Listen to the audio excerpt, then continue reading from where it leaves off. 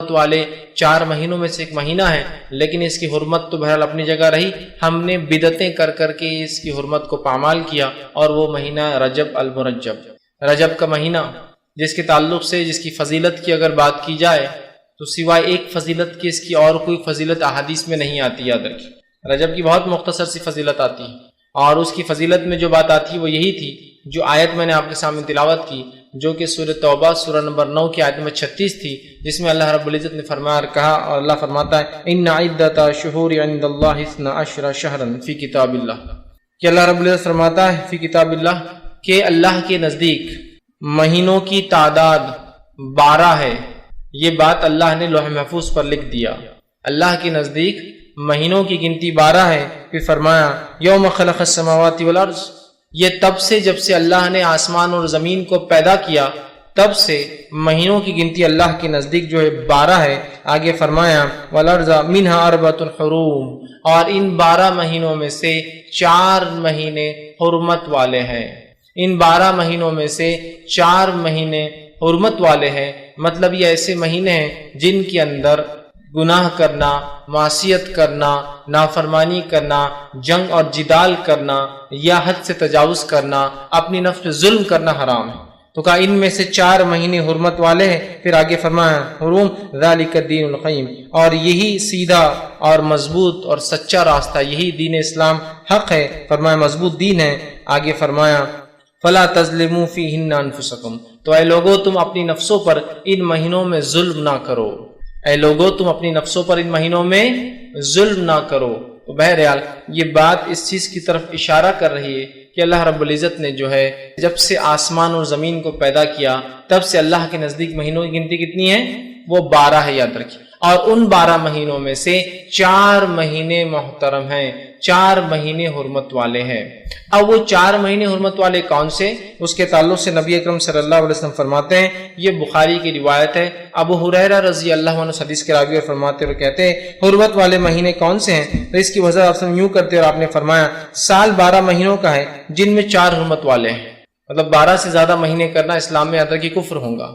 اور اس میں آپ فرماتے ہیں اس میں 4 مہینے حرمت والے ہیں، 3 پے در پے آتے ہیں، 3 ایک کے بعد ایک آتے ہیں، اور پھر آپ صلی اللہ علیہ وسلم نے فرمایا ذی القعدہ، ذی الحجہ اور محرم، یہ 3 پے در پے آتے ہیں، ایک کے بعد ایک آتے فوراً۔ پھر آپ نے فرمایا 3 پے در پے آتے ہیں، ذی القعدہ، ذی الحجہ اور محرم، اور پھر فرمایا اور 4تھا مہینہ رجب ہے جو جمادی الثانی اور شعبان کے بیچ میں آتا ہے۔ 4تھا مہینہ کون سا حرمت والا؟ رجب ہے جو جمادی الثانی اور دوسرا شعبان کے بیچ میں آتا ہے، ٹھیک ہے، مطلب یہ رمضان سے 2 مہینے پہلے آتا ہے یہ مہینہ، ٹھیک۔ تو بہرحال اس حدیث میں نبی اکرم صلی اللہ علیہ وسلم نے اس چیز کی وضاحت کر دی کہ وہ 4 حرمت والے مہینے کون سے ہیں جن میں جنگ، جدال، ڈیفنس کر سکتے ہیں الگ سے، لیکن آپ حملہ نہیں کریں گے، اس طرح گناہ، معصیت، کبائر سے بچنا، نیکیوں کا زیادہ سے زیادہ اہتمام کرنا چاہیے، یہ وہ مہینے یاد رکھیں۔ وہ 4 مہینے کون کون سے ہیں؟ ذی القعدہ، ذی الحجہ، محرم۔ ویسے اگر ترتیب کے اعتبار سے دیکھا جائے جیسے ہم مہینوں کی گنتی کرتے ہیں تو ذی القعدہ یہ سیکنڈ لاسٹ ہے، مطلب یہ 11واں مہینہ ہے، اسی طرح ذی الحجہ یہ 12واں مہینہ ہے، محرم یہ اسلامی کیلنڈر کا پہلا مہینہ ہے، اور اسی طرح جو ہے رجب جو ہے جو شعبان سے پہلے آتا ہے، یہ 7واں مہینہ ہوتا ہے، اگر وہ 1 2 3 کی گنتی اگر لے تو یہ 7واں مہینہ ہوتا ہے، ٹھیک۔ تو لہٰذا محرم، رجب، ذی القعدہ، ذی الحجہ، یا پھر اگر 3 پے در پے لے تو ذی القعدہ، ذی الحجہ، محرم، اور اس کے بعد رجب کا مہینہ آتا ہے۔ تو اب رجب کے بارے میں یہ چیز تو واضح ہوگی کہ حرمت والا مہینہ ہے، لیکن اس کی حرمت کے علاوہ اور کوئی فضیلت اس مہینے کی نہیں آتی ہے، جیسے کہ لوگوں کو دیکھا جا رہا ہے کہ جو ہی رجب کا مہینہ آتا ہے مختلف قسم کے اعمال، مختلف قسم کے افعال لوگ کرنا شروع کر دیتے ہیں۔ جیسے مثال کے طور پر کچھ لوگ مخصوص نمازوں کا اہتمام کر دیتے ہیں جیسے صلاۃ الرغائب ہے، یا اس کے علاوہ اور کچھ نمازیں۔ کچھ لوگوں کا یہ حال دیکھا جاتا ہے کہ مخصوص روزوں کا اہتمام کرتے ہیں، جیسے کہ پہلے جمعرات کا روزہ یا پہلے جمعے کا روزہ رجب کے، اسی طرح جو ہے رجب کے 27 کی رات کو جاگتے ہیں اور اس کے بعد وہ جاگنے کے بعد دن میں جو ہے روزہ رکھتے ہیں. اسی طرح اور بھی مخصوص روزے ان ایام میں رکھتے ہیں اور اس کی مختلف فضیلت. ایک روزے رکھنے کی یہ فضیلت، 2 کی یہ، 3 کی یہ، 7 کی یہ، 8 کی یہ، 10 کی یہ، 15 کی یہ، مہینے بھر کی یہ فضیلت بتائی جاتی ہے. اسی طرح کچھ لوگوں کو دیکھا جاتا ہے کہ 27 رجب کو جو ہے وہ ایک جاگنے کا خاص اہتمام کرتے ہیں، رات جاگنے میں گزاری جاتی ہے، دن کے اندر روزہ رکھا جاتا ہے اور اس کے مختلف فضائل بتائے جاتے ہیں. اسی طرح ایک اور چیز جو اس مہینے میں کی جاتی ہے وہ یہ کہ لوگ اس مہینے میں عمرے کی فضیلت سمجھتے ہیں اور بہت کثرت سے لوگ عمرے کو جاتے ہیں کہ رجب کا مہینہ ہے عمرہ کر کے آئیں گے تو عمرے کو جاتے ہیں. اسی طرح ہم دیکھتے ہیں کہ ایک اور چیز جو نظر آتی جو کثرت سے نظر آتی ہے وہ یہ ہے کہ لوگ اس میں ایک عید مناتے ہیں، ایک دن مناتے ہیں جسے کنڈے کہا جاتا ہے ہمارے زبان میں. کنڈوں کی عید عام زبان میں کہتے ہیں.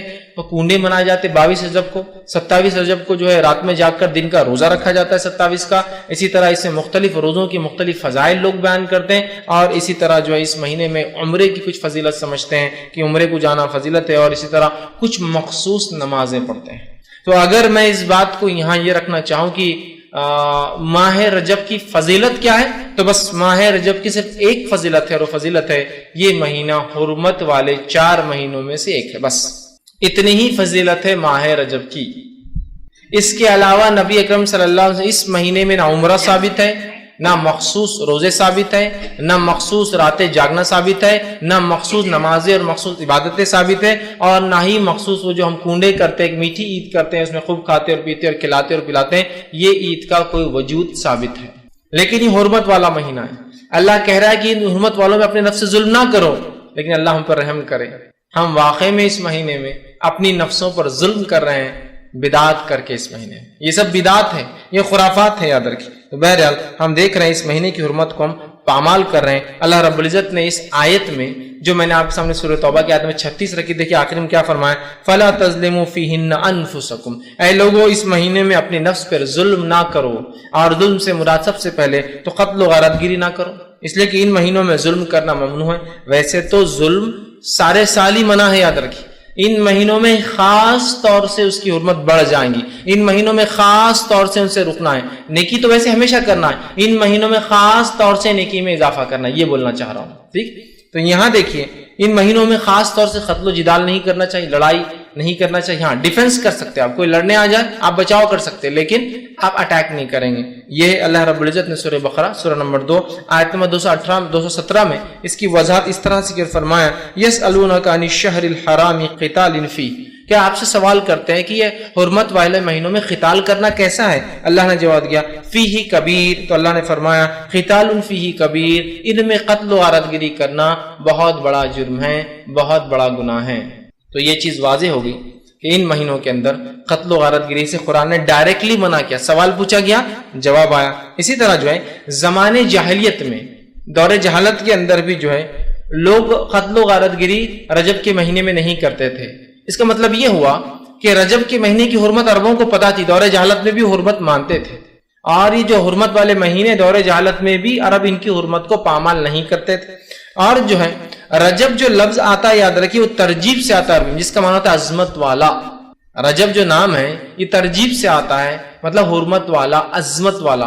تو گویا دور جہالت میں بھی عرب اس مہینے کو بڑا عظمت والا مہینہ مانتے تھے، گناہوں سے رکتے تھے، معصیتوں سے رکتے تھے، غلط کام سے رکتے تھے اور جو ہے وہ برائی سے اپنے نفسوں کو بچایا کرتے تھے. حالانکہ وہ کبھی کبھی گڑبڑ کرتے تھے مہینوں کے اندر، آگے پیچھے ہیر پھیر کرتے تھے لیکن بہرحال وہ 3 مہینوں میں کرتے تھے جو ایک ساتھ آتے ہیں ذی القعدہ، ذی الحجہ، محرم. لیکن رجب کو اپنی جگہ رکھتے تھے اور بڑی اس کی حرمت رکھتے تھے اور اس کی تعظیم کرتے تھے. یاد رکھیں ابو ہریرہ رضی اللہ عنہ فرماتے ہیں اس تعلق سے، رجب کے تعلق سے نبی اکرم صلی اللہ علیہ وسلم میں جو عربوں میں ایک طریقہ تھا اس طریقے کو آپ نے منع کیا اور آپ سے ان کی حدیث اس طرح سے صحیح بخاری کی آپ نے فرمایا لا فرح ولا عتیرہ، کہ جو ہے اسلام میں نہ فرح ہے نہ اسلام میں عتیرہ ہے. اس کا کیا معنی ہوا؟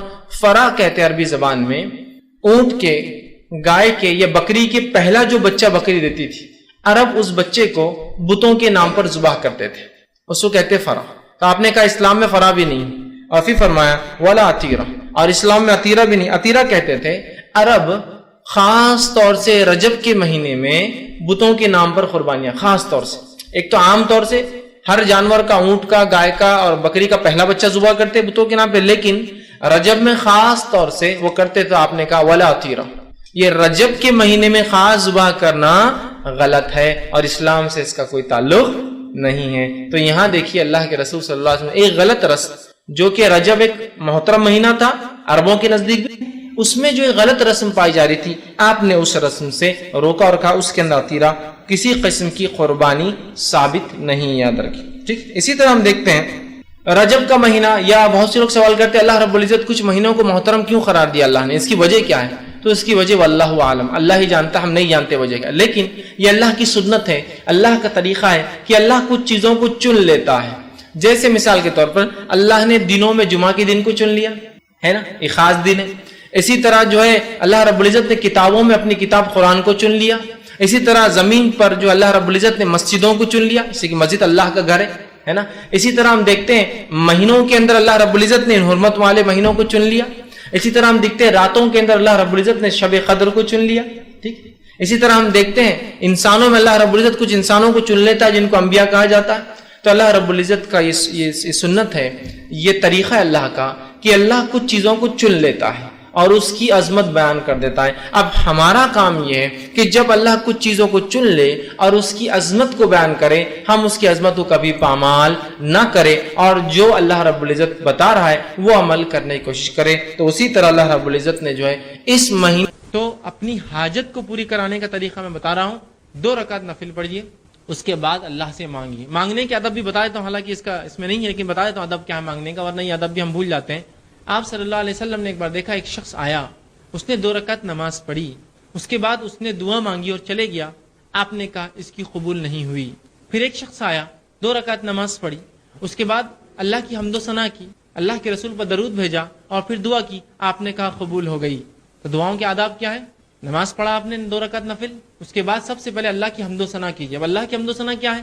کوئی بھی سورہ فاتحہ پڑھی حمد و ثنا ہے، سورہ اخلاص پڑھی حمد و ثنا ہے، تعریف کیجیے اللہ کی، آیت الکرسی پڑھی حمد و ثنا ہے، خاص الفاظ کوئی ثابت نہیں، رسول اللہ جو پڑھنا چاہے پڑھی، ہوگی حمد و ثنا۔ رسول پر درود کیا ہے؟ اللہم صلی علی محمد، درود ابراہیم پڑھ لیجیے۔ پھر کہیے اپنی دعا، اے اللہ میرا فلاں مسئلہ فلاں مسئلہ فلاں مسئلہ فلاں مسئلہ فلاں مسئلہ فلاں مسئلہ، ایسی دعا کیجیے۔ اور اس میں بھی یہ دعا کیا کیجیے ہمیشہ، ورنہ ایسا نہ ہو کہ ہم اپنے بد دعائیں اپنے لیے مانگے دعا سمجھ کر، اے اللہ میرے لیے خیر اور بہتر ہو اس دین کے لیے، میرے معاش کے لیے اور میری آخرت کے لیے، تو قبول کر۔ اس میں بھی اگر آپ جلد بازی کرنی ہے اللہ یہ ہونا ہی، تو کبھی کبھار دعا کی شکل میں بد دعا مانگتے ہیں اپنے لیے ہم، کیونکہ ہم سمجھ رہے ہیں یہ بہتر ہے، کل کو پتہ چلا نقصان دہ تھی۔ ایسی دعا کیجیے، اللہ اگر میرے دین کے لیے، معاش کے لیے، آخرت کے لیے عافیت ہو، اچھا ہو تو نزدیک کر، مجھے اس سے نزدیک کر، یا اگر میرے دین اور معاش اور آخرت کے لیے برا ہو تو اس سے مجھے، ایسی دعا کیجیے۔ ورنہ کبھی کہہ رہا ہوں ہم دعائیں تو مانگتے اللہ کو، لیکن درحقیقت تو بد دعائیں رہتی اپنے لیے، ہم کو تو نہیں معلوم یہ اچھا ہے برا ہے، بس مانگ رہے یہی چھونا، جب دے دیتا ہے تو پھر بولتے ہیں یار میرے ساتھ ایسا کیوں ہوا؟ تو آپ نے ضد ایسی کی تھی، آپ بہتر انداز سے اللہ سے مانگتے۔ تو اس کے ادب کیا ہے؟ اللہ کی حمد و ثنا، رسول اللہ پہ درود اور اپنی حاجت کا پھر اللہ کے سامنے رکھنا اور اللہ کو اس معاملے میں سپرد کر دینا، تو بہتر جانتا ہے، میں تو مانگ رہا ہوں، اگر بہتر ہے تو مجھے دے دے یہ چیز، اگر میرے لیے چیز بہتر نہیں ہے تو مجھ سے دور کر دے، ٹھیک۔ اور دعاؤں کو پکے الفاظ میں مانگنا چاہیے، یہ بھی ایک ہم سے غلطیاں ہوتی ہیں۔ رسول اللہ فرمایا دعاؤں کو پکے الفاظ میں مانگو، اے اللہ تو یہ چاہے تو ایسا کر دے، نہیں مانگنا۔ اللہ کو کون، اس کے اوپر کون ہے جو اس کو چاہے گا؟ اللہ کے اوپر کوئی اتھارٹی جو تو چاہیں گا تو اس کی، اے اللہ اگر بہتر ہے تو یہ میرے لیے کر دے، پکے الفاظ، سمجھے؟ رسول اللہ فرمایا دعائیں پکے الفاظ میں کیا کرو، کچے الفاظ میں نہیں۔ اے اللہ اگر تو بہتر سمجھے تو کر دے، کیوں؟ اللہ کو معلوم ہے کیا بتا، اگر اللہ بہتر ہو تو کر دے، تو بہتر سمجھے تو کر دے، کیوں؟ بہتر ہو تو کر دے، بہتر نہیں ہے تو مت کر، پکا الفاظ، کچے الفاظ مت ادا کیجیے، ایسے الفاظ مت ادا کیجیے ڈاماڈول والے ہو، کہ تو اللہ کے اوپر رسول اللہ فرماتے کوئی حاکم تھوڑی ہے جو طے کرے گا، تو چاہے تو، چاہت کیا ہے؟ اللہ تو سمجھے بہتر تو کر دے، نہیں سمجھے بہتر تو میرے لیے برا ہے تو دور کر دے مجھ سے۔ رسول اللہ دعائیں پکے الفاظ میں مانگا کرو، یہ مت کیا کرو تو چاہے تو فلاں، تو چاہے تو، کہ تو اللہ کے اوپر کوئی تھوڑی اتھارٹی ہے جو اس کی چاہت اور نہیں چاہت۔ پکے الفاظ میں اللہ بہتر ہو تو کر دے، نہیں بہتر ہے تو دور کر دے، بس ختم، ایک دم بہترین الفاظ، پکے الفاظ، کچے الفاظ میں نہ کرے، ٹھیک ہے؟ تو یہ بھی دعاؤں کے بہرحال کئی موقع ملا تو ایسے اعمال کی طرف آگے بڑھنا چاہیے۔ اب آئیے وہ کیا اعمال ہیں جن اعمال کے کرنے سے اللہ رب العزت کی یہ مخلوق نازل ہوتی ہے، اترتی ہے، آتی ہے، گواہ بنتی ہے، دیکھتی ہے، لکھتی ہے اور رب العزت کو جا کر رپورٹ پیش کر دیتی ہے کہ تیرے بندوں کو فلاں فلاں ہم نے پایا. حالانکہ اللہ تعالیٰ کو کسی چیز کی ضرورت نہیں ہے. اللہ تعالیٰ مکمل طور سے جانتا ہے کہ ان کے بندے کیا کرتے ہیں اور کب کرتے ہیں. پھر بھی اللہ رب العزت نے چونکہ انہیں ہم پر گواہ بنا دیا ہے، یہ آ کر اللہ کو رپورٹ دیتے ہیں. تو آئیے چند اعمال، میں یقیناً آج پورے وہ عمل نہیں رکھ سکوں گا جن اعمال کی وجہ سے یا بدولت فرشتے اترتے ہیں، لیکن انشاءاللہ ان میں سے کچھ اعمال ضرور رکھوں گا. اور جو عمل میں نے خاص چنے ہیں یہ وہ عمل ہے جو کرنے میں کوئی بہت محال نہیں ہے، مطلب بہت خطرناک والے عمل نہیں رکھ رہا ہوں کہ فرشتے فلاں کے لیے آ جائیں گے. یہ وہ اعمال ہے بہت چھوٹے ہیں.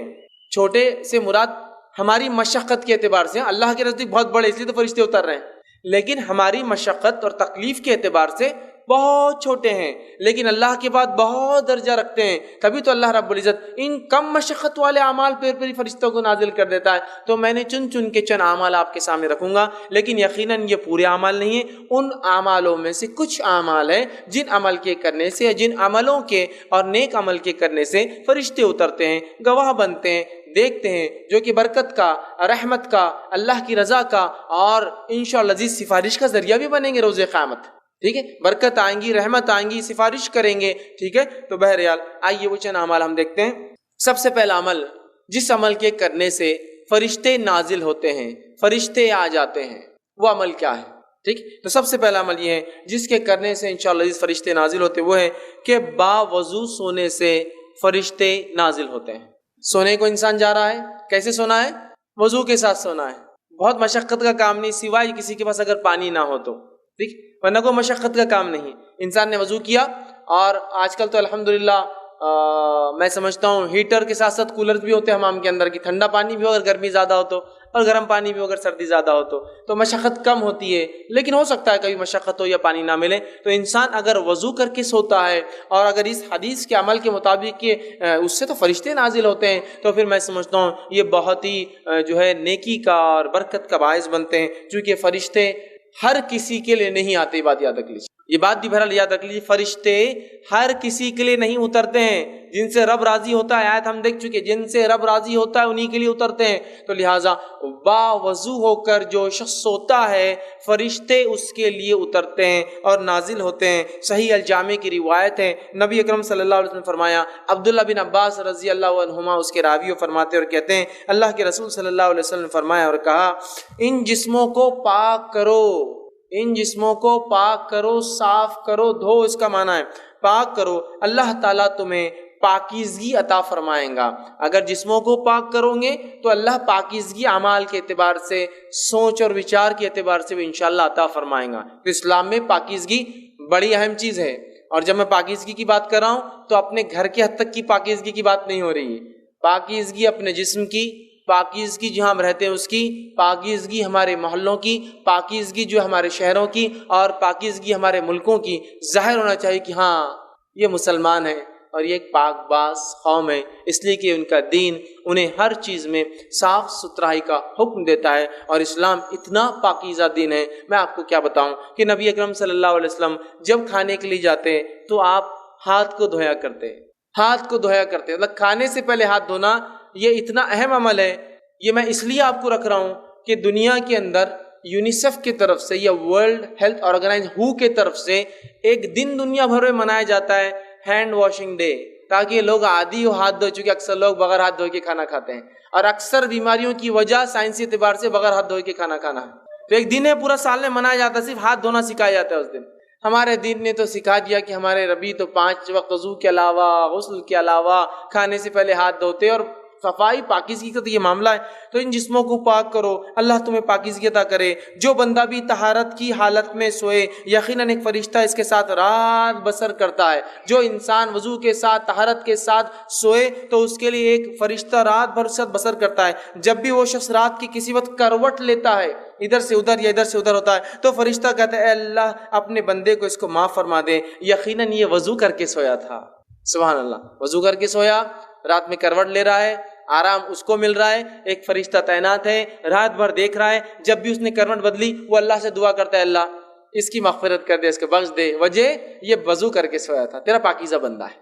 دیکھیے کتنی بڑی بات ہے، صرف وضو کر کے. اور یہ وضو کر کے سونا یاد رکھیے اس حالت میں بھی ہے کہ اگر آپ کو غسل نہ بھی ہو تو، اس لیے کہ وضو ایک مستقل عبادت ہے. غسل ہونا نہیں ہونا ایک دوسری چیز ہے. حالانکہ غسل اگر نہ ہو تو وضو سے آپ عبادت نہیں کر سکتے، لیکن وضو خود عبادت ہے. نبی اکرم صلی اللہ علیہ وسلم جنابت کی حالت میں ہوتے، جنوبی ہوتے، لیکن آپ جب اپنے بیویوں سے ملتے تو سونے سے پہلے آپ نے فرمایا اگر غسل نہ کر سکے تو وضو کر لیا کرو. اس لیے کہ جنوبی مطلب جو آدمی جنابت کی حالت میں ہوتا ہے، بیوی سے ہم بستری کیا ہوا ہوتا ہے، فرشتے اس سے دور بھاگتے ہیں، لیکن وضو کرنے سے نزدیک آ جاتے ہیں. تو وضو کر کے آپ سوتے ہیں. وضو مستقل عبادت ہے. تو وضو کا معمول رکھیے، وضو سے سویا کیجیے. غسل ہو نہ ہو، عورتیں ناپاکی کریں، لیکن وضو کر کے سوئے. حدیث میں وضو کرنے والے کی فضیلت ہے.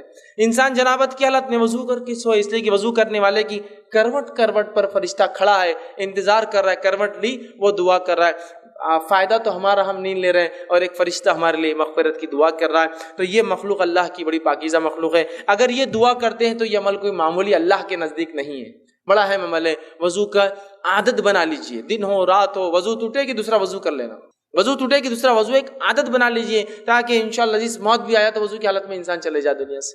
تو بڑی اہم چیزیں یاد رکھیے. تو وضو کا معاملہ رکھے. اور ان لوگوں کے لیے اس میں بہت بدبختی کی علامت ہے جو طہارت سے دن میں بھی رہتے تو رات میں کیا وضو کر کے سوئیں گے.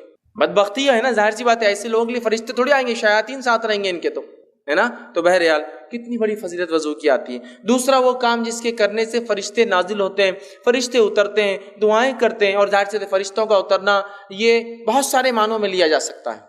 دعا کرتے ہیں، مغفرت کی دعا کرتے ہیں، رحمت کی دعا کرتے ہیں، برکتیں لاتے ہیں، نصرت اور مدد کرتے ہیں. ٹھیک ہے، بہت سارے معنی ہو سکتے ہیں اس کے، ان کے اترنے کے. کئی چیزیں یہ کر سکتے ہیں اگر یہ اترتے ہیں تو. یہاں دوسری چیز جس چیز کے کرنے سے حدیث میں آتا ہے کہ فرشتے نازل ہوتے ہیں، اس چیز میں سے ایک چیز ہے اہل ذکر کی مجالس. ایسے لوگ جو اللہ کا ذکر کرتے ہیں ان مجالس کو بھی فرشتے گھیر لیتے ہیں. مطلب ان کے لیے نازل ہوتے، اترتے ہیں، نہ صرف اترتے ہیں بلکہ گھیر لیتے ہیں. آئیے تھوڑا سا حدیث کو، جو کہ بخاری کی روایت ہے، میں حدیث کے پورے الفاظ آپ کے سامنے رکھنے کی کوشش کرتا ہوں کہ کیا فائدے اللہ کے ذکر کی مجلس کے. اور اللہ کے رسول نے لعنت بھیجی ایسی مجلسوں پر جو اللہ کے ذکر سے شروع اور ختم نہیں ہوتی ہے. تو آئیے سنیے بخاری کی روایت. آپ سے فرماتے ہیں اللہ تعالیٰ کے کچھ فرشتے ایسے ہیں جو ذکر کرنے والی مجلسوں کو، مجلس مطلب کچھ لوگ بیٹھے اللہ کے ذکر سے ہر بار مراد نہیں کہ آپ بیٹھ کے سبحان اللہ انشاءاللہ ماشاءاللہ کہتے رہے، بلکہ اس کا معنی یہ جہاں بھی اللہ کا ذکر ہوتا ہے، بات ہوتی ہے. تو آپ فرماتے ہیں ذکر والوں کو تلاش کرتے ہوئے جو ہے راستوں میں گھومتے پھرتے رہتے ہیں. جب وہ کسی ایسی جماعت کو، ایسی مجلس کو پاتے ہیں جو اللہ کا ذکر میں مصروف ہوتی ہے، تو وہ ایک دوسرے کو پکار کر کہتے ہیں آ جاؤ، جو کام کے لیے آئے تھے یہاں ہو رہا ہے. وہ اللہ فرشتے اپنی پیٹرولنگ پہ نکلے ہوئے گھوم رہے ہیں، تلاش کر رہے ہیں لوگوں کو. جیسے ان کو اپنے ٹارگٹ آڈینس مل گیا، فوراً کہا چلو سب آ جاؤ، ادھر ایک کام ہو رہا ہے جس کے لیے ہم گھوم رہے تھے. پکارتے اور کہتے ہیں کہ ادھر آؤ، یہاں تمہاری حاجت جو چیز کے لیے نکلے طلب کی چیزیں وہ یہاں ہے. وہ اہل مجلس کو آسمانی دنیا تک اپنے پروں سے ڈھانپ لیتے ہیں، اور اتنے جمع ہوتے ہیں چونکہ ان کو پر ہوتے ہیں، اور ایک پر ایک تہبت ہے پہلے آسمان تک چلی جاتی ان کی جو ہے تعداد. اتنا گھیرتے ہیں اس مجلس کو کہ یہاں جہاں ذکر ہو رہا ہے وہاں سے لے کر فرسٹ اسکائی تک، پہلے آسمان تک، بولے مجلس کو اپنے پروں سے ڈھانک لیتے ہیں. جب وہاں سے فارغ ہو کر جو ہے اللہ کے پاس جاتے، مجلس ختم ہو گئی، وہ اللہ کے پاس چلے گئے اپنا کام کر کے، چونکہ ان کا کام یہی ہوتا ہے صرف ذکر والوں کی مجلسوں کو نوٹ کرے اور چلے جائے. تو وہ جو ہے ان کا رب ان سے پوچھتا ہے، حالانکہ اس کو سب پتا ہوتا ہے. اللہ پھر بھی ان سے سوال کرتا ہے، حالانکہ اللہ کو حاجت نہیں، اسے پتا ہے کہ کیا ہوا تھا. سوال کرتا ہے اور جو ہے وہ پوچھتا ہے. اللہ تعالیٰ کہتا ہے میرے بندے کیا کہہ رہے تھے، کیا کر رہے تھے، کیا کہہ رہے تھے وہ؟ تو فرشتے جواب دیتے ہیں وہ تیری تسبیح، تکبیر، تحمید اور تمجید بیان کر رہے تھے، تیری بزرگی، پاکیزگی، بڑائی بیان کر رہے تھے وہ لوگ. پھر اللہ تعالیٰ ان سے پوچھتا ہے کیا انہوں نے مجھے دیکھا ہے؟ کیا وہ لوگ جو میرے بارے میں اتنا کچھ کر رہے تھے کیا مجھے دیکھا ہے؟ فرشتے کہتے اللہ کی قسم انہوں نے تجھے نہیں دیکھا. اللہ تیری قسم تجھے دیکھا نہیں انہوں نے، لیکن پھر بھی کرتے ہیں دیکھا ہے. اللہ تعالیٰ فرماتا ہے اگر وہ مجھے دیکھ لے تو ان کا کیا حال ہوگا؟ پھر جب بغیر دیکھے وہ یہ سب کر رہے تھے اپنی مجلسوں میں، تو اے فرشتوں اگر مجھے دیکھ لے تو کیا ہوگا؟ تو فرشتے جواب دیتے ہیں، فرماتے ہیں، فرشتے عرض کرتے ہیں اگر وہ تجھے دیکھ لے تو تیری اس سے بھی زیادہ عبادت کرنے لگیں گے. اگر دیکھ لے، جب نہیں دیکھا تو اتنی کر رہے تھے، اے اللہ اگر دیکھ لے تو بہت کریں گے.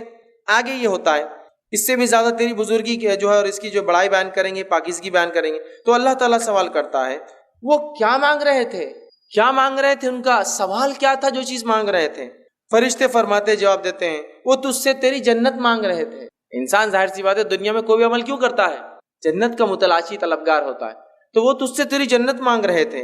اللہ تعالیٰ فرماتا ہے اور کہتا ہے کیا انہوں نے میری جنت دیکھی ہے جو مانگ رہے تھے مجھ سے؟ تو فرشتے کہتے ہیں اللہ تیری قسم انہوں نے جنت دیکھی نہیں ابھی. اللہ فرماتا ہے اگر دیکھ لے تو وہ کہتے ہیں اگر وہ جنت دیکھ لے تو کیا ہی حال ہوگا ان کا، پھر مطلب اور بڑھ چڑھ کے کریں گے. اگر ایک انسان کو یہ کہا جائے کہ یہ ملیں گا، 10ویں پاس ہو جاؤ تو گاڑی دلائیں گے، گاڑی آئی نہیں ہاتھ میں ابھی، تو خوشی کی لہر دوڑ اٹھتی. تو اللہ پوچھتا ہے کیا جنت دیکھی ہے کیا انہوں نے؟ تو وہ فرشتے کہتے ہیں اللہ تیری قسم جنت نہیں دیکھی. تو اللہ پوچھتا ہے اگر دیکھ لے تو کیا حال ہوگا ان لوگوں کا؟ تو وہ جو ہے اسے اگر دیکھ لے تو اس کے لیے ان کی حرص طلب اور شدید ہو جائیں گے. اللہ اگر تو دکھا دے تو بہت شدت سے وہ اعمال کریں گے جس اعمال کی وجہ سے تو جنت دیتا ہے. بہت شدید طلب ان کی بڑھ جائیں گی اور اس میں ان کی رغبت اور زیادہ ہو جائیں گی. اللہ تعالیٰ پوچھتا ہے وہ کس چیز سے پناہ مانگ رہے تھے؟ چلو مانگ تو جنت رہتے لیکن کس چیز سے میری پناہ چاہتے تھے؟ تو فرشتے کہتے ہیں عرض کرتے ہیں وہ جہنم کی آنکھ سے تیری پناہ مانگ رہے تھے اللہ. تو اللہ تعالیٰ سوال کرتا ہے کیا انہوں نے جہنم کو دیکھا ہے؟ تو فرشتے جواب دیتے ہیں فرماتے ہیں عرض کرتے ہیں تیری قسم ہے اللہ انہوں نے جہنم کو ابھی دیکھا نہیں ہے. اللہ تعالیٰ فرماتا اگر دیکھ لے تو کیا حال ہوگا؟ تو فرشتے کہتے ہیں اگر دیکھ لے تو اس سے کہیں زیادہ اور بھاگیں گے اور دوڑیں گے اور عمل کریں گے. جنت بھی دیکھیں گے تو بھاگیں گے، جہنم بھی دیکھیں گے تو نیکی کی طرف بھاگیں گے، گناہوں کو مطلب چھوڑ دیں گے، دوڑیں گے. فرمایا اللہ تعالیٰ پھر فرماتا ہے بس میں تمہیں اس بات کا گواہ وٹنس بناتا ہوں. اب تم نے یہ سب کہہ دیا، رپورٹ دے دی، تو بس میں اب تمہیں اس بات کا گواہ بناتا ہوں کہ میں نے ان تمام کو جو اس مجلس میں بیٹھے ہیں بخش دیا، مغفرت کر دی. تو آپ سب فرماتے ہیں جو فرشتوں کو اللہ یہ کہتا ہے اس مجلس میں سے، فرشتوں کی مجلس میں، گروپ میں سے ایک کہتا ہے، ایک فرشتہ سوال کرتا ہے اللہ آپ سب کو بخش دے رہے، تو سب کو معاف کر دے رہا ہے مجلس میں.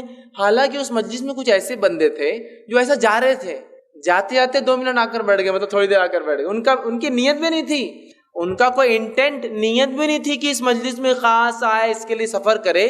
بس ایسے گزر رہے تھے، کسی نے دیکھا مجلس چل رہی ہے، آئے مجلس میں بیٹھے، کچھ باتیں مجلس میں سن لی، ٹھیک ہے. تو اللہ رب العزت جواب دیتا ہے اس فرشتے کو جو سوال کرتا ہے ایک تو نیت سے نہیں آیا تھا، بس یوں ہی بیٹھ کر چلا گیا اور تو نے تو سب کو معاف کر دیا ساری مجلس میں. تو اللہ تعالیٰ جواب دیتا ہے اور فرماتا ہے یہ اللہ کو یاد کرنے والے ہم نشین ہیں کہ ان کے ساتھ بیٹھنے والے بھی محروم نہیں رہتے ہیں. اللہ کی مجلس، اس کا ذکر، اس کی بات اتنی اہم ہے کہ اللہ رب العزت فرماتا ہے ان میں خالی چلتے ہوئے بغیر نیت کے بیٹھنے والا بھی محروم نہیں رہتا ہے. اس لیے علماء لکھتے ہیں اچھے لوگوں کی صحبت بڑی اہم چیز ہے. یہاں اچھے اور نیک لوگ جمع تھے، جس میں ایک انسان یوں ہی چلتے چلتے آ کر بیٹھ گیا تو اپنی مغفرت کروا کر نکل گیا وہاں سے. نیک لوگوں کی صحبت معمولی چیز نہیں ہے.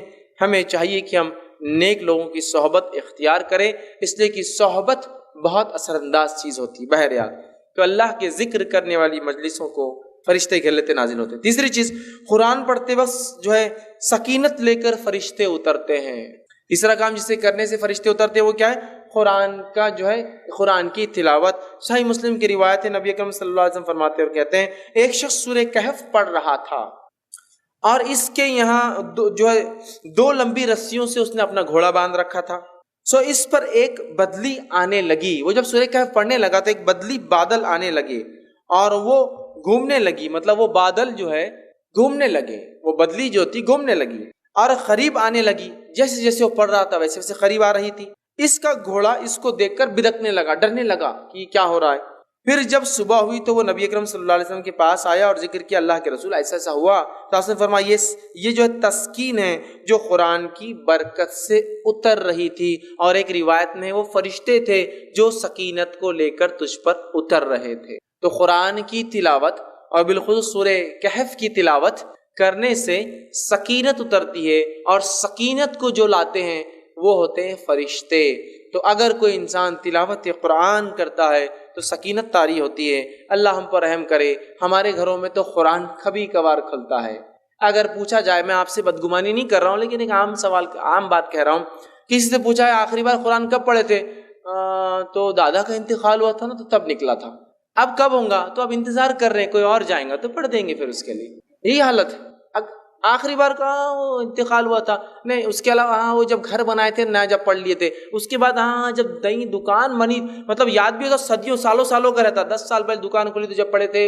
پھر دادی مرے یا دادا مرے تب پڑھے تھے، پھر نئے گھر بنا تو تب پڑھے تھے، گویا قرآن صرف رسم کے طور پر رہ گیا. یا پھر خوب جھگڑا ہو جائے، اپنے طرف اپنے حق کی بات ہو تو پھر قرآن پڑھ لیتے تھے، وہ قرآن میں لکھا ہوا ہے.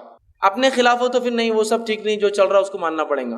تو قرآن سے آج دوری ہے. صرف قرآن پڑھنے والے کے لیے اگر سکینت اور فرشتے اترتے ہیں تو پڑھ کر عمل کر کے اس کو دوسروں تک پہنچانے والوں کے لیے کیا کیا نہیں ہوتا ہوں گا. اگر سٹارٹنگ میں یہ حال ہے تو جب شروعات اس درجے کی ہے تو خاتمہ کس انداز کا ہوگا، یہ اندازہ لگا لیجئے. اسی طرح فرشتے جن لوگوں کے لیے اترتے ہیں ان میں سے ایک ہے مسجد میں قرآن پڑھنے اور پڑھانے والوں پر فرشتے نازل ہوتے ہیں.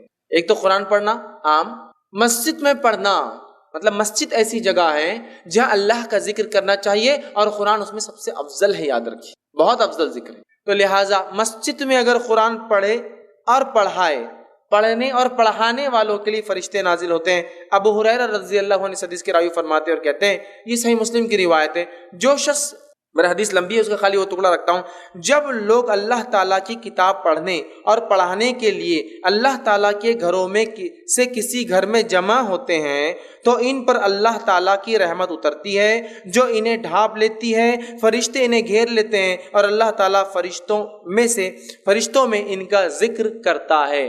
تو جب مسجد میں قرآن پڑھا جاتا ہے تو نتیجہ یہ نکلتا ہے کہ اس کے نتیجے میں فرشتے نازل ہوتے ہیں کہ تو قرآن پڑھا جا رہا ہے اور جو ہے اس کو گھیر لیتے ہیں اور اللہ تعالیٰ فرشتوں میں ان لوگوں کا ذکر کرتا ہے جو مسجد میں قرآن پڑھتے یا دوسروں کو پڑھاتے ہیں. ٹھیک ہے، تو ہمیں ایک معمول بنانا چاہیے کہ اللہ کے گھروں میں اللہ کی کتاب پڑھی جائے، اور بالخصوص چونکہ ہم لوگ عربی زبان نہیں جانتے، اس کا ضرور اہتمام ہو کہ ہمارے مسجدوں یا گھروں میں جب قرآن پڑھا جائے تو ترجمہ بھی ساتھ پڑھا جائے، اور ہو سکے تو ایک قدم اور آگے بڑھ کے تفسیر بھی ضرور پڑھی جائے. اس میں کھلے طور سے کہتا ہوں جو بہتر لگتا ہے پڑھیے آپ کے نزدیک، میں کوئی نام بھی نہیں لیتا ہوں آپ سے، بس اللہ کی کتاب کو کھولیے، چونکہ اللہ کی کتاب کی خصوصیت ہے. علامہ ابن تیمیہ رحمہ اللہ فرماتے ہیں کہ جب کوئی شخص قرآن کی غلط تفسیر کرتا ہے تو اگلی آیتیں فوراً اس کو رد کر دیتی ہیں. تو اس لیے ہمارا ایمان اور عقیدہ ہے کوئی اس کی غلط نہیں کر سکتا جب بھی پکڑا جاتا ہے، اور کہیں نہ کہیں لوگ نکل کر پھر صحیح چیز کی طرف آتے ہیں. میں کہتا ہوں پڑھیے تو صحیح، عادت تو ڈالیے نا، تم کون سی جماعت کے بلبل کون سا پڑھنا، ارے جو تم کو پسند ہے بھیا، میں بولتا بھی نہیں ہوں کچھ. شروعات تو کرو، پڑھو تو صحیح. نماز پڑھو تو کوئی یہ نہیں بول سکتا نماز پڑھو کا معنی ایکسرسائز کرو، نماز ہی بولیں گے نا. شروع تو ہو، لگو تو صحیح اس کتاب سے، تعلق تو جوڑو، حق کی طرف پہنچ جاؤں گے. لیکن حالت یہ ہے کہ کتاب کھلتی ہی صدیوں میں ہے. کسی گھر میں جا کے کہہ دیا ذرا قرآن لاؤ تو بولتا ارے قرآن لاؤ، بولے تو اللہ سیڑھی لاؤ. آپ بولتے قرآن لاؤ، بول رہے میں تم سیڑھی، وہ اوپر رکھا ہوا رہتا ہے نا، وہ وہاں تو سیڑھی لگتی ہے اس کے لیے، وہ تو لیڈر کے بغیر اوپر چڑھ بھی نہیں سکتے ہم. ٹھیک ہے سیڑھی لا کے اس کو پورا وہ آپ کے ایئر کلینر سے پورا اس کو صاف کرنا پڑتا چونکہ صدیوں کی دھول ہے اس میں. پھر وہ نکل کر آتا اور پھر پڑھا جاتا، پھر تعریف بھی ہوتی ہے ہمارے شگڑ دادا نے وہ لائے تھے تب کا ہے. ارے میرے بھائی سبحان اللہ، اتنے دن کا بچا کیوں وہ قرآن؟ استعمال ہو کے چونکہ دنیا کے اوراق پھٹ جاتے ہیں، استعمال کر کے ختم کر دینا تھا، نہ لانا چاہیے تھا. رکھا کیوں کہ اللہ کی کتاب گائیڈ بک جو کتاب رہنمائی دیتی ہے دنیا میں، اس کو اتنا صاف ستھرا کیوں رکھا؟ پڑھو، پڑھ کے اس کو جو استعمال کرو، اس کے اوراق ڈھیلے ہوں گے، پھٹ جائیں گے، نئے لانا پڑیں گے. اور یہ مطلوب بھی یاد رکھیے، قرآن کو پھاڑنا نہیں، پڑھنے سے اس کتاب کی حالت ہو جاتی ہے نا. دیکھیے جو قرآن بچے طالب علم حافظ بنتے ہیں ان کے قرآن کی حال دیکھیے کیسے جاتے ہیں، پڑھنے سے اب پیچھے کا ورق پھٹ جاتا ہے، سامنے کے 4 صفحے پھٹ گئے، بیچ کے ورق. کیوں؟ اس لیے کہ وہ استعمال کر رہا ہے نا، اس کتاب کو یوز کر رہا ہے نا، تو دنیاوی کاغذ ہے تو خراب ہو جاتا ہے. تو ہماری تو یہ حالت ہے، پڑھنے پڑھانے کا نظم ضرور بانی. اسی طرح وہ عمل جس کے کرنے سے فرشتے نازل ہوتے ہیں اس میں سے ایک عمل ہے سوتے وقت آیت الکرسی کا پڑھنا. اس سے فرشتے نازل ہوتے ہیں، اور اتنا سادہ، اتنا آسان، اتنا چھوٹا عمل ہے آیت الکرسی. 10 جملے اس میں، صرف آیت تو ایک ہی ہے لیکن جملے 10 ہے اس کے اندر. 10 جملے، ایک آیت، وہ بھی نہیں ہوتا سوتے وقت، ہے نا. اور ویسے بھی بہت سارے لوگوں کو ذکر کا موقع کہاں ملتا، ٹی وی دیکھتے دیکھتے آنکھ بند ہوتی، ٹی وی چالو ہے، آوازیں چالو ہے، جب تک آواز ہی آئی نہیں تو نیند بھی نہیں آتی. سائیکولوجیکل ڈسٹرب ہو گئے اس کو دیکھ دیکھ کر، اطمینان کھو بیٹھے ہیں، شور کے اندر نیند آتی. ہاں تو پھر وہ دیکھتے سوری کہاں ہوں، اللہ کا ذکر اور کیا ہے آیت الکرسی پڑھنا ہے، پڑھا کیجئے. صحیح بخاری کی روایت ہے، ابو ہریرہ رضی اللہ عنہ فرماتے ہیں، حدیث بہت لمبی ہے، اتنا وقت نہیں چونکہ بہت طویل حدیث ہے، آپ سب جانتے بھی اس روایت کو. ابو ہریرہ رضی اللہ عنہ فرماتے ہیں میں جو ہے زکوٰۃ کے کھجوروں پر مجھے تعینات کیا گیا تھا. رات میں ایک شخص آیا اور زکوٰۃ کی کھجوریں جس جگہ بھر کر رکھی گئی تھی اس کنٹینر کو پھاڑ کر چرانے لگا. میں نے جا کر پکڑا اور کہا کہ اب صبح اللہ کے رسول صلی اللہ علیہ وسلم کے پاس لے جاؤں گا. کھجور چرا رہے تھے, زکوٰۃ کا مال چرا رہے تھے. تو کہا نہیں میرے بیوی بچے بہت بھوکے, میں کل نہیں آؤں گا, تم چھوڑ دو میرے کو. کہا ٹھیک ہے اب کل نہیں آنا, چھوڑ دیتے, چونکہ رحم کھا کر کہ یار بیچارہ بھوکے بچے بھی, چلو ٹھیک ہے. صبح اٹھتے ہیں فجر میں, کہتے اللہ کے رسول کر رہا تھا, ایک آدمی آیا تھا کھجور چرا رہا تھا. پھر آپ نے کہا کیا ہوا؟ تو کہا وہ بولا بیوی بچے بھوکے تو میں نے لے جانے دیا. تو کہا ابو ہریرہ آج پھر آئیں گا. کہ اللہ کے رسول اس نے تو کہا لیکن کہ نہیں آئیں گا, لیکن کہا آج آئیں گا. ابو ہریرہ رضی اللہ فرماتے اب تو میں مستعد تھا, چونکہ آپ نے بول دیے تھے اب آئیں گا تو بس شور آنے ہی والا ہے. میں کھڑا تھا اور آیا وہ پھر چرا رہا تھا. پھر میں نے پکڑا, کہا آج تو گیا, اب تو لے جاؤں گا آپ کے سامنے اور صبح ذلیل کروں گا, چوری کر رہا تھا نا. تو کہا نہیں میرے بھی بچے بھوکے تھے, میں پریشان تھا, اب کل نہیں آؤں گا, یہ وعدہ رہا. کہا ٹھیک ہے چلے جا, رحم کھا لیا. تیسرے دن پھر یہ ہوا, دوسرے دن آپ کے پاس فجر میں ملے, آپ سے فرمایا کیا ہوا رات؟ تو کہا اللہ کے رسول صلی اللہ علیہ وسلم آپ نے کہا تھا وہ آیا اور میں بالکل تعینات تھا, پھر کہاں ہے؟ تو کہا میں نے چھوڑ دیا رحم کھا کر. کیوں؟ تو بولے وہ اس کی بیوی بچے بھوکے تھے, پھر میرے سے بڑی آہ بکا کرنے لگا, گزارش ہے چھوڑ دیا. کہا ابو ہریرہ آج پھر آئیں گا. کہا آج پھر تو کہاں جانے والا؟ تو ابو ہریرہ فرماتے ہیں میں نے سوچ لیا کہ آج تو اس کو نہیں چھوڑوں گا, گیا آج. تیسرے دن پھر آیا, پکڑا, کہا آج کوئی ریکویسٹ نہیں, کوئی گزارش نہیں, کوئی بات نہیں چلنے والی, 2 دن سے تم آ رہے ہو. تیسرے دن آیا, کہا اب نہیں. تو کہا آج چھوڑ دو, اب نہیں آؤں گا. میں ایک بات تمہیں ایک کلمہ سکھا دیتا ہوں, اگر اس کلمے کو پڑھ لو تو فرشتہ ایک آسمان سے نازل ہوتا ہے جو رات بھر فجر تک تمہاری حفاظت کرتا ہے اور شیاطین تم سے دور بھاگ جاتے ہیں. کہا کیا ہے؟ تو کہا سوتے وقت جو ہے آیت الکرسی پڑھ لینا. صبح ہوئی, فجر کی نماز پڑھی, نبی اکرم صلی اللہ علیہ وسلم ملاقات ہوئی. کہا ابو ہریرہ تمہارے قیدی کا کیا ہوا, آیا تھا؟ تو کہا آج بھی آیا تھا. کہا کہاں ہے؟ تو کہا میں نے آج بھی چھوڑ دیا اس کو. تو کہا کیوں؟ تو کہا اس نے ایک کلمہ مجھے سکھا دیا, جس کلمے کے بارے میں اس نے یہ کہا کہ اس کو پڑھنے سے رات بھر ایک فرشتہ اترتا ہے, نازل ہو کے حفاظت کرتا ہے, میں نے چھوڑ دیا. تو کہا ابو ہریرہ یہ بات اس نے سچ کہی ہے, اور تم جانتے وہ کون تھا؟ تو کہا اللہ اور اس کے رسول زیادہ جانتے, مجھے تو نہیں پتا. کہا وہ شیطان تھا, وہ ہمیشہ جھوٹ بولتا ہے, لیکن یہ بات اس نے سچی بولی ہے, یہ بات یہ سچ بولا اس نے, باقی وہ جھوٹا ہے, بہت بڑا شیطان تھا. تو دیکھیے آپ, شیطان دور ہو جاتا ہے آیت الکرسی پڑھنے سے, فرشتہ رات بھر حفاظت کرتا ہے. اب لوگ پریشان ہیں حفاظت کے لیے, مال کی, دولت کی, ہے نا, بہت ساری چیزوں کی. آیت الکرسی پڑھی, بہت سیدھے اور سادے اصول دیے گئے. میں سمجھتا ہوں فرشتوں کی سیکیورٹی اور ان کا نازل ہونا, اس سے بڑی کوئی سیکیورٹی نہیں ہو سکتی ہے. سمجھ رہے آپ, ان کا آ جانا, کسی کے لیے تعینات ہو جانا, اس سے بڑا کچھ نہیں ہو سکتا. لیکن اب مسئلہ یہ ہم لوگوں کا کہ بات سمجھ میں نہیں آتی. اب ایک سین تصور کیجئے کہ سمجھ لیجئے ایک شخص آپ کے سامنے آ رہا ہے اور اس کے پیچھے 2 پولیس والے چلتے ہوئے آ رہے ہیں. ملنے کی ہمت کرتے آپ, بہت بھاری آدمی دکھ رہا, وہ پولیس ساتھ چل رہی نا اس کو تو کوئی آدمی نہیں لگا سکتا کہ وہ پولیس والے ساتھ رہتے, اس کے سادے پولیس والے. اب پولیس والے جن کے پاس بندوقیں لگی ہوئی ہو, اس کا تو مقام بڑھ گیا نا, اور اسٹین گنس ہو اور بڑھ گیا, AK-47 لے کے اس کے پیچھے جا رہے اور بڑھ گیا. پولیس سے ہٹ کر ٹوپی صرف بدل جائے, ٹوپی کے بدلے کالا کپڑا ہو تو ہر بہت خطرناک آدمی دکھ رہا ہے. تو اتنی بڑی سیکورٹی, ٹوپی نہیں سر پہ, وہ سر پہ کفن باندھا ہوا آدمی اس کے ساتھ گھوم رہا. کمانڈوز جو ہوتے ہیں وہ کفن باندھے ہوئے نا, ان کا یہ مقصد ہے کہ اب جان بھی جائے تو کوئی مسئلہ نہیں. ارے ٹوپی نہیں تو مطلب بہت بڑا آدمی دکھ رہا ہے, سمجھ نا, اندازہ ہوتا ہے. اب اندازہ لگائیے, فرشتہ کھڑا ہے آپ کے لیے رات بھر. اللہ تعالیٰ کی ایک مخلوق جس کی طاقت, حیت, کیفیت, توانائی ایسی ہے کہ یہ روایت میں آتا ہے کہ ایک فرشتہ جو خبر میں قرآن جو نہیں پڑھتا تھا اس کو جو سزا دینے پر متعین رہیں گا, وہ 1 گز لوہے کا اٹھائیں گا سلاخ, اور اٹھا کے دم ماریں گا ایک آدمی پہ جس نے قرآن نہیں پڑھا تھا دنیا میں خبر میں. اتنے زور سے وہ آدمی چلائیں گا اور اس کا سر ریزہ ریزہ بن کے ہوا میں اڑ جائے گا کہ تمام مخلوق زمین و آسمان کی سوا جن اور انس کو چھوڑ کر اس کی چیخ کو سنیں گی. تو آپ نے کہا کہ وہ فرشتے کے بارے میں معلوم ہے تم کو, وہ گز جو مارتا ہے وہ گز کا ویٹ کیا ہے؟ صحابہ نے کہا نہیں ہم کو نہیں پتا کیسے مارتا ہوں گا ویٹ. تو کہا وہ 1 گز اگر اٹھا کر دنیا کے سب سے بڑے پہاڑ پر ماری جائے تو پہاڑ کو پاؤڈر میں تبدیل کر دیں گا, ذرات میں. اتنا ویٹڈ اور اتنا خطرناک وہ پنچ ہوتا ہے. ٹھیک ہے, وہ پڑے گا گز, اور اس گز کو پہلے سے لے کر آخری انسان اور پہلے سے لے کر آخری جن سب بھی مل جائے تو اس کو ہلا بھی نہیں سکتے جگہ سے. اتنا ہیوی گز صرف ایک فرشتہ اٹھاتا ہے. طاقت بتا رہا ہوں میں ان کی کتنی ہوتی ہے. فرشتے سارے انسان اور جن بھی مل جائے تو وہ گز کو موو نہیں کر سکتے جگہ سے, جو وہ اٹھا کر ماریں گا اس کو قیامت تک. قرآن نہیں پڑھنے والے کا میں نے اس لیے کہا نا, دنیا میں بیڑا غرق, خبر میں بیڑا غرق, آخرت میں بیڑا غرق. اور بہت سارے لوگوں کو قرآن سے بڑی عجیب دشمنی پال رکھی ہے انہوں نے، ایسی عجیب دشمنی کہ قرآن پڑھنے کے بدلے کاٹے کھڑے جاتے ہیں ان کی آنکھ پہ، اور شیطان کے بدلے اعوذ باللہ من الشیطان پڑھے یہ بھاگ جاتا نکل کے. بھاگنا تو شیطان چاہیے نا، اعوذ باللہ یہ بھاگ جاتا نکل کے. نوکو قرآن پڑھے تو گمراہ ہو جاتے باہر. ارے بھائی قرآن کی نہ قرآن پڑھنے سے گمراہ ہو جاتے. دیکھو تو کتنے لوگ گمراہ ہو گئے قرآن پڑھ کے، انہوں کیسی باتیں کر رہے ہیں، انہوں کیسی کر رہے ہیں. اب انہیں کچھ پڑھے نہیں، اللہ کچھ پوچھنے والا نہیں اپنے سے. حالات ہی ہے اپنی، ہم پڑھتے نہیں، اللہ پوچھے گا بھی نہیں ہم سے. اللہ